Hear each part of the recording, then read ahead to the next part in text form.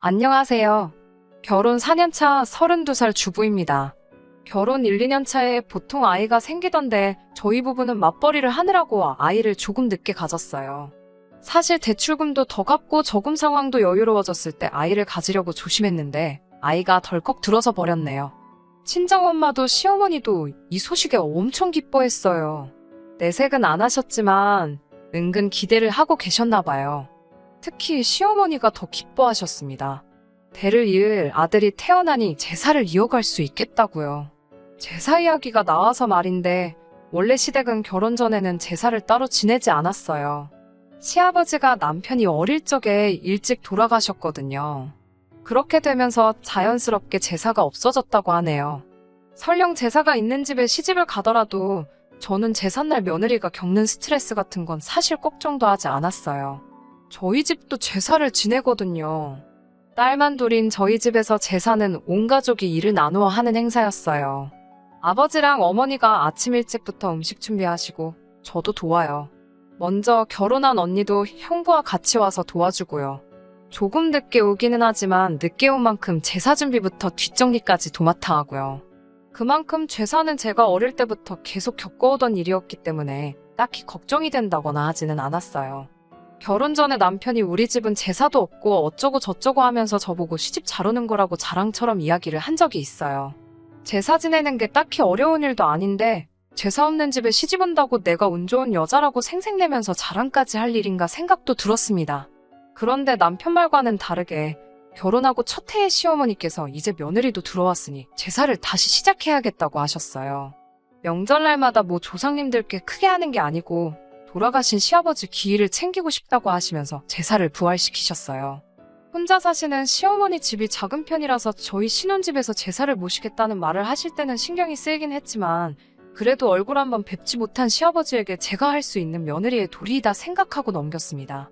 말씀드린 대로 명절날에 따로 거하게 지내는 것도 아니고 시아버지 기일에 맞추어 한 번만 지내면 되는 거니 크게 어려울 것도 없었어요. 그리고 시아버지 제사를 모시게 되면서 남편도 저희 집 제사에 가서는 음식 준비며 뒷정리며 먼저 나서서 도와주고 해서 크게 불만은 없었습니다. 첫 해 제사는 정말 정신이 없었습니다. 남편 위로 시누이가 한 명 있는데 애가 둘이거든요. 형님은 애들 본다고 음식하는 거 도와주지도 않았어요.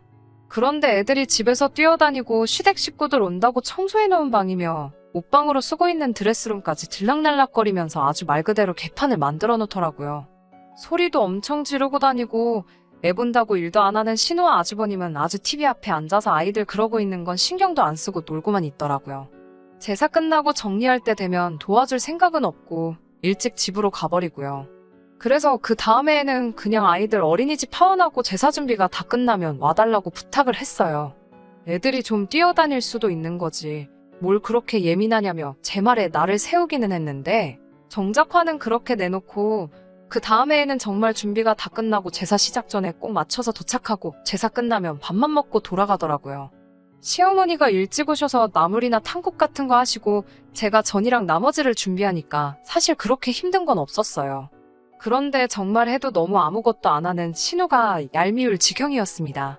저는 한 번도 뵌 적 없는 자기 아버지의 제사를 지내는데 암만 시어머니와 제가 준비를 도맡아 전부 다 한다지만 와서 과일 하나라도 깎아줄까 물어보는 것도 힘든 건지 정말 아무짝에도 도움 하나 되지 않고 손도 까딱하지 않았어요. 그래도 꼭 참고 결혼하면서 4년간 시아버지 제사가 아니더라도 살아계셨다면 아마 내가 생신상을 준비해드렸겠지 생각해오며 불만 한 번 가지지 않고 오히려 시어머니가 차리라고 한 것들보다 더 많은 음식들 준비해서 정성껏 모셨어요. 그런데 이 제사 때문에 시어머니와 신우가 저를 서운하게 하네요. 앞서 말씀드렸다시피 몇 달 뒤면 첫째 아이 출산 예정일입니다. 거기에 더불어 제 출산 예정일에서 한 달쯤 지나면 시아버지 제사가 있어요. 지난 구정에 시어머니 집에 모두 모여서 식사를 했습니다. 모처럼 자기 시댁에 가지 않은 신우도 아주버님과 함께 와 있었고요. 만사까지는 아니지만 아이를 가진 몸으로 저는 음식 준비를 했습니다. 신우는 역시 손 하나 까딱하지 않았고요. 신우도 이 집에서야 딸이지 자기 시댁에 가면 며느리가 겪는 고충 충분히 이해할 텐데 정말 아무것도 안 하는 모습에 열이 받기는 했지만 그래, 엄마 집에 와서 마음이라도 편해야지 하면서 최대한 이해하려고 했습니다. 저도 친정에 돌아가면 남편 사위 노릇 시키며 푹 쉴 생각이에요. 음식 준비가 끝나고 저녁상을 차리는데도 신우는 방에 낮잠 자러 들어가 놓고 나오질 않고 있더라고요. 수저 꺼내주는 것만 도와줘도 좋으련만 낮잠을 얼마나 깊게 들었는지 제가 몸소 깨우러 가기까지 해야 했습니다. 잠투정을 부리며 끝끝내 나오지 않더군요. 저도 굳이 신우밥을 제가 먹여야 하는 의무가 있는 건 아니니 몇 번 깨우다 말고 그냥 말았습니다. 한참 식사를 하고 있으니 그제서야 배가 고팠는지 슬슬 기어 나오더라고요. 시어머니는 신우 먹으라고 떠놓은 국이 식었으니 토렴해서 새로 떠오라고 저한테 시키더라고요. 시댁에서 시집살이 하는 거 당연한 건 아니지만 어느 정도 감수는 하고 있었으니 아무렇지도 않았습니다. 그런데 저를 정작 서운하게 한 건 하루 종일 집안일 한 것도 아니었고 신우의 잔심부름까지 전부 저에게 시킨 게 아니었습니다. 시어머니께서는 올해는 제사를 지내지 말자는 말을 꺼내시더라고요. 제사를 안 하는데 제가 왜 서운했어야 하는가 생각하시는 분들도 계실 거라고 생각합니다. 그건 제사를 지내지 말자는 말이 나오고 나서 이어진 말들 때문에 그랬습니다. 제사를 안 지내자고 하신 이유가 참 어이가 없었어요. 저의 출산 예정일을 물어보시고는 시어머니께서 그걸 이유로 올해는 일할 사람이 없으니 제사를 지내지 말자고 하시네요. 옆에서 남편이 그 말을 듣고 일할 사람이 왜 없어? 라고 물어봤어요. 가끔은 눈치 없는 게 도움이 될 때도 있더라고요. 아무튼 남편 말을 들은 신우가 네 마누라 곧 있으면 출산하잖아 라고 남편의 질문에 대답을 해주더군요. 그 상황에 또 눈치 없는 남편, 우리 땡땡이가 출산하는 게 무슨 상관이야?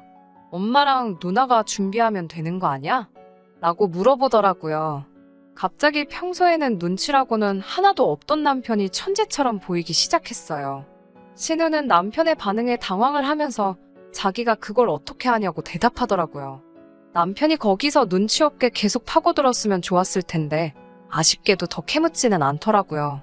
대신에 그럼 전 같은 간단한 것들은 사가지고 우리끼리 간단히 지내면 되는 거 아니냐고 되물었습니다. 이번엔 시어머니가 당황해서 그래도 명색이 제사 음식인데? 음식에는 정성이 들어가 있어야지.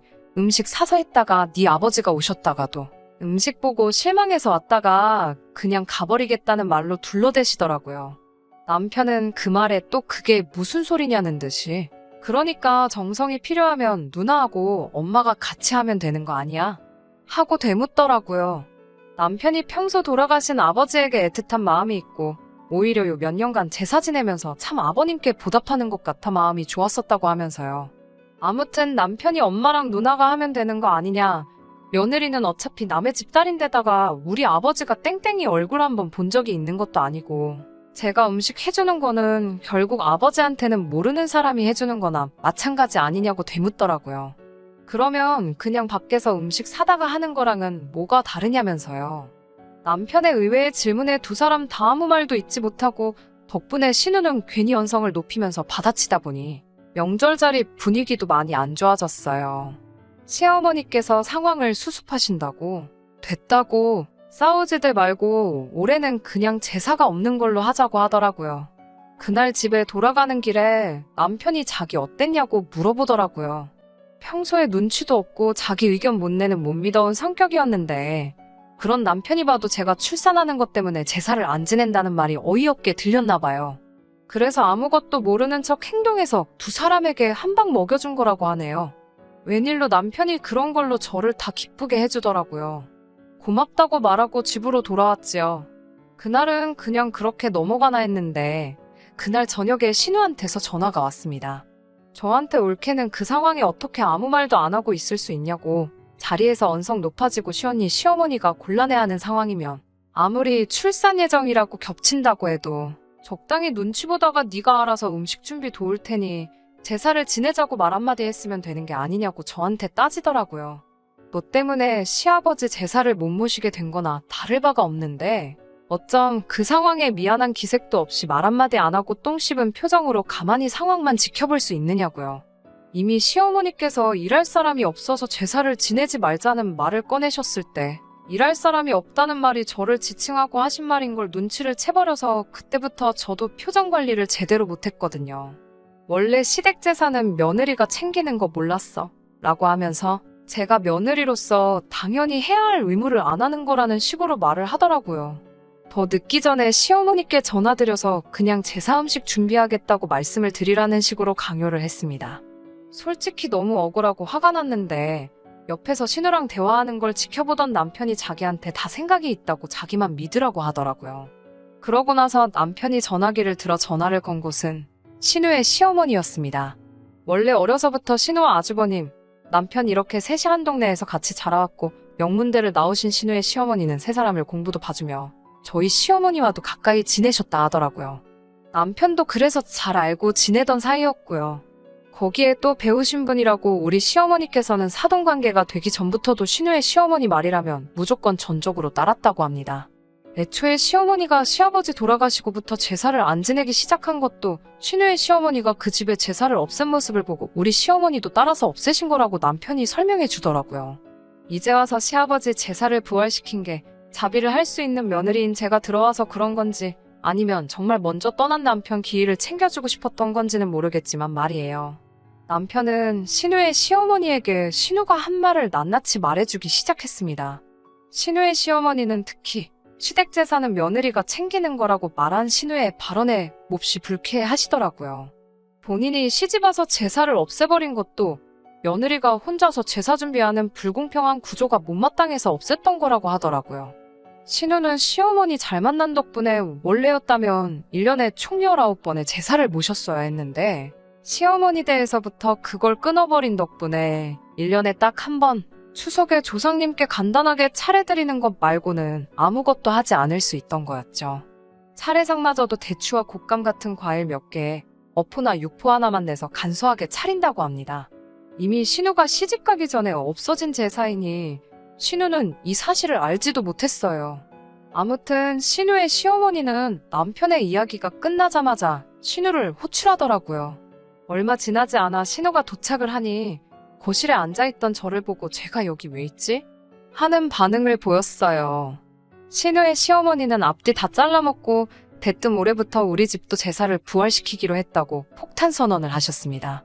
거기에 마침 신우의 올케인 제가 우리 집에서 제사 음식 준비를 한다고 하니 저에게 제사 음식 준비하는 법이나 여러 가지를 배우라고 하시더라고요.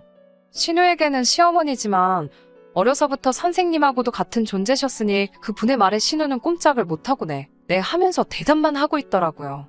시댁 재산은 며느리가 챙기는 거 알고 있지? 잘 부탁한다.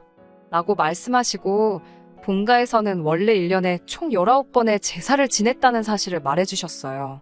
19번이라는 말에 신우 얼굴이 새하얗게 질리다 못해 새파랗게 변하더라고요. 그 상황에서 이 사건의 중심에 저와 남편이 꾸민 일이라는 걸 눈치를 챘을 텐데도 어려워하는 시어머니 앞이니 뭐라고 말도 못하고 씩씩대고만 있을 수밖에 없는 거죠. 신우의 시어머니는 이어서 곧바로 우리 시어머니한테 전화를 거셨어요. 그리고 마치 누이 동생에게 잔소리하듯이 한마디 하시더라고요.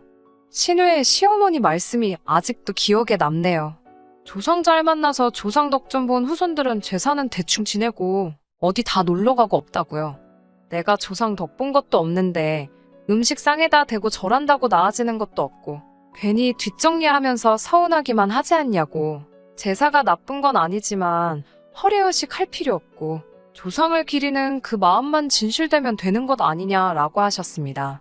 시어머니와 신우는 꼼짝없이 아무 말도 못하고 있다가 그날의 일에 대해 저에게 사과를 해왔어요. 특히 신우가 말을 심하게 해서 미안하다고 말하는데 왠지 기분이 좋더라고요.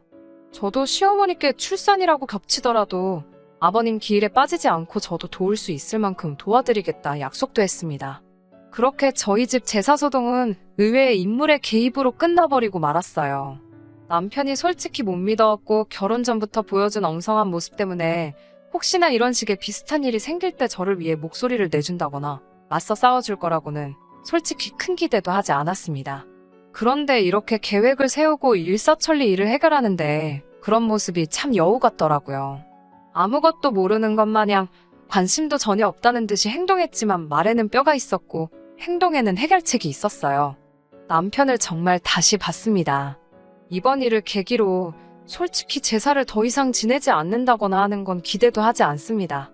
그리고 저도 며느리의 도리가 아닌 남편의 배우자로서 사랑하는 남편을 훌륭하게 키워주신 아버님께 올리는 생신상이라 생각하고 앞으로도 절대 귀찮아하지 않고 간소화하지 않고 진수성찬 정성껏 모실 계획입니다.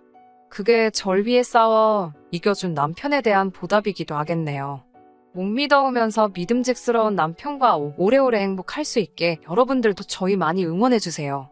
끝까지 들어주셔서 감사합니다. 끝까지 들어주셔서 감사합니다. 오늘의 사연은 여기까지입니다. 구독과 좋아요, 알람 설정 부탁드리고 더 좋은 사연으로 다시 찾아뵙겠습니다. 감사합니다.